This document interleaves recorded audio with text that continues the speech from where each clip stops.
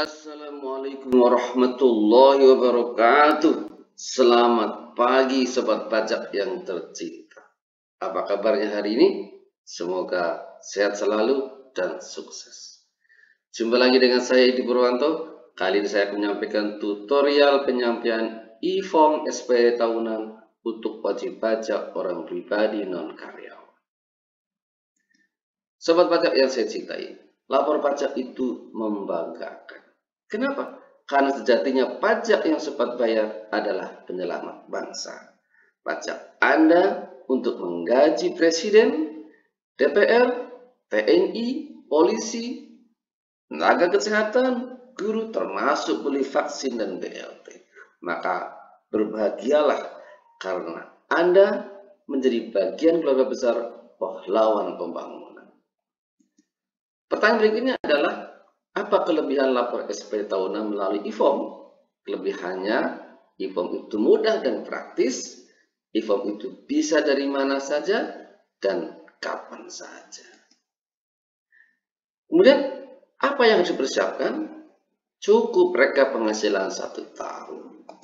Rekap itu bentuknya seperti yaitu rekap penghasilan selama tahun 2020, ada nama NPWP, alamat, ada kolom masa, kolom alamat, peredaran bruto, dan jumlah PPh yang dibayar, dan tanda tangan dari wajib pajak. Oke.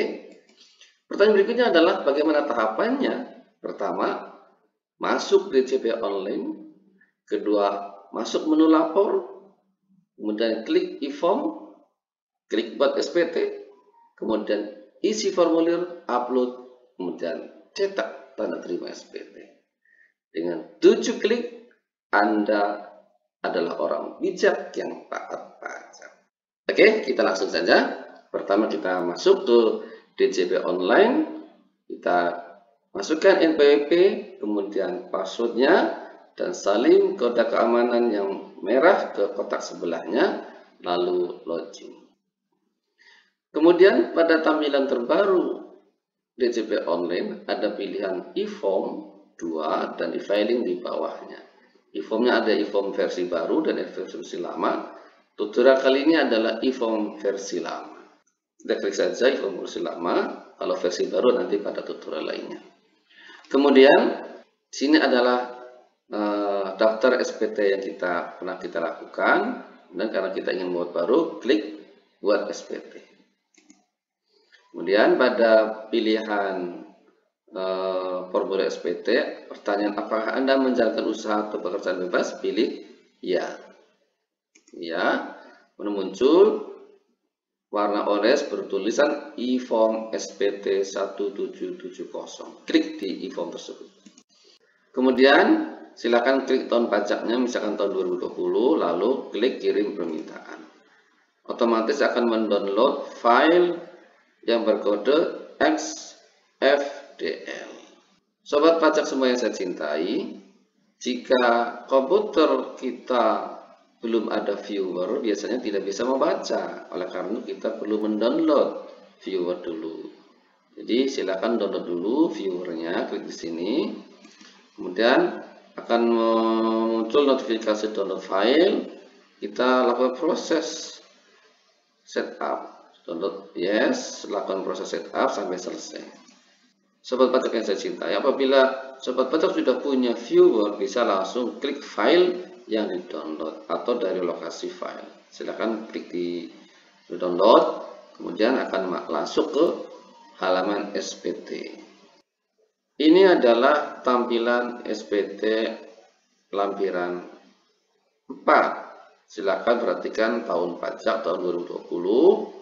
Masa pajak 0120, 1220. Jangan lupa pilih pencatatan kalau pakai pencatatan atau pembukuan kalau pakai pembukuan. Saya kali ini membuat untuk tutorial pencatatan. Ini adalah tampilan formulir e-form yang harus diisi untuk mulai dari lampiran 4. Baik, kita isi pertama-tama adalah harta. Pilihlah kode harta, ada mulai dari uang tunai dan sampai harta tidak berwujud lainnya. Silakan pilih harta yang akan kita masukkan. Apabila ada tambahan harta, silakan klik kode tambah di samping kanannya. Kemudian untuk berikutnya kewajiban juga sama, silakan klik kode hutang yang akan kita tambahkan, misalkan hutang tunai atau hutang uang ke bank, isi pilih bank yang mana, alamat di mana, tahun pinjam berapa, dan nilai hutang tinggal berapa. Kalau ada yang ditambahkan silakan klik tambah, apabila ada yang dihilangkan silakan klik minusnya. Berikutnya adalah daftar susunan keluarga. Silakan isi daftar susunan keluarga, nama, nik, hubungan keluarga, pekerjaan. Misalkan ini ada kewajiban serta keluarga sudah lengkap, baru kita klik halaman berikutnya. Kemudian pada lampiran 3 ada penghasilan yang dikenakan pajak final dan atau bersifat tetap. Silakan isi di situ, pilih yang akan kita isi. Misalkan untuk yang UMKM memanfaatkan PP 46 atau PP 23 bisa ngisi di nomor 16 ini. Atau untuk yang punya istri satu pemberi kerja bisa diisikan di kolom 15. Istri karyawan atau PNS mengisi di kolom 15 ini nilai brutonya dan pajaknya. Kalau untuk PPh final UMKM dengan fasilitas sudah dengan PP 4623 silakan klik di sini, klik, dan akan muncul PP 4623 yang akan diisi. Klik di sini.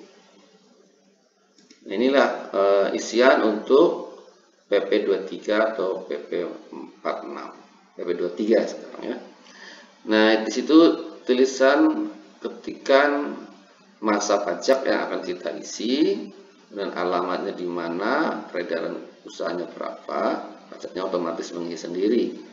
Nah, untuk masa-masa berikutnya dari Januari sampai dengan Desember silakan klik tanda tambah plus sehingga dengan demikian akan menambah kolomnya. Untuk mempermudah bisa di copy paste satu persatu, NPWP terus ke bawah. Masa pajak silakan dipilih masing-masing saat Januari sampai Desember. Alamat bisa kita copy paste dari atas ke bawah. Kemudian nilai juga peredaran bisa kita copy paste ke bawah kalau yang sama. Itu kalau PP finalnya otomatis muncul dengan sendirinya ketika kita mengisi peredaran bruto.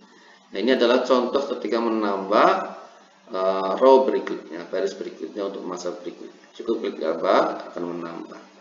Ini NPWP ini bisa di copy dengan Ctrl V ya ke bawah. Setelah selesai semua, silakan klik pindahkan nilai ke lampiran 3. Coba ya. Setelah selesai, kemudian kita lampiran 2. Kemudian pada lampiran 2 ada daftar pemotongan pemungutan oleh pihak lain. PPh yang dibayar, dipotong di luar negeri, dan PPh ditanggung pemerintah. Silakan diklik di sini diisi. Pada lampiran 1, isilah data penghasilan dalam negeri jika ada. Kalau tidak ada, kosongkan. Dan pada lampiran 1 yang kode B, penghasilan neto dalam negeri dari usaha perdagangan atau pekerjaan bebas, silakan diisi. Kalau ada, kalau tidak ada ya biarkan saja kosong. Kemudian pada dalam bagian C, penghasilan neto dalam negeri sehubungan dengan pekerjaan, ini diisi nama, NPWP, penghasilan bruto, dan pengurangan penghasilan bruto, penghasilan neto berapa. Kalau ada, kalau nggak ada kosongkan saja. Dan halaman berikutnya, ini halaman depan dari SPT tahunan orang pribadi.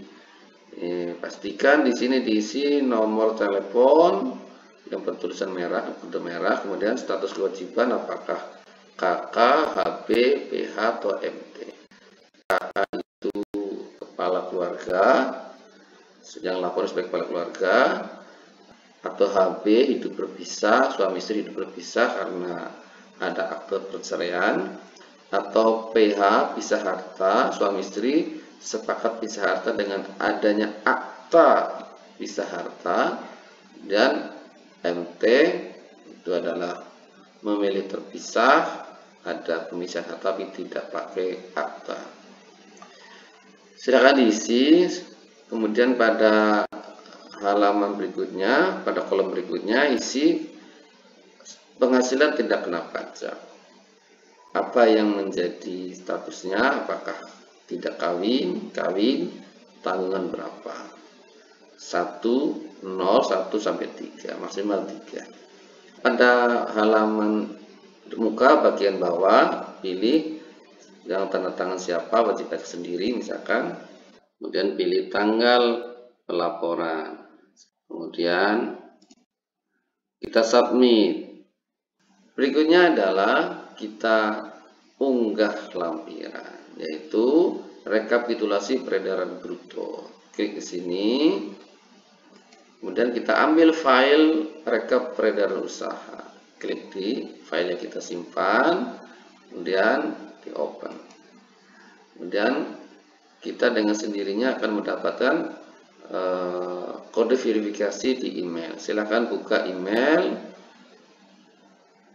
Nah, di email ada dari Dirjen Pajak e-filing aja. Ambil kode verifikasi, kita ambil, kita salin, dan kita masukkan ke dalam kolom kode verifikasi. Silakan masukkan di sini dan klik submit. Nah, laporan kita sudah muncul di daftar SPT tahun 2020. Ada di kolom sebelah kanan action itu ada tanda terima di situ. Silakan klik kalau mau melihatnya. Ini adalah tanda terima. Terima kasih, semoga bermanfaat. Wassalamualaikum warahmatullahi wabarakatuh.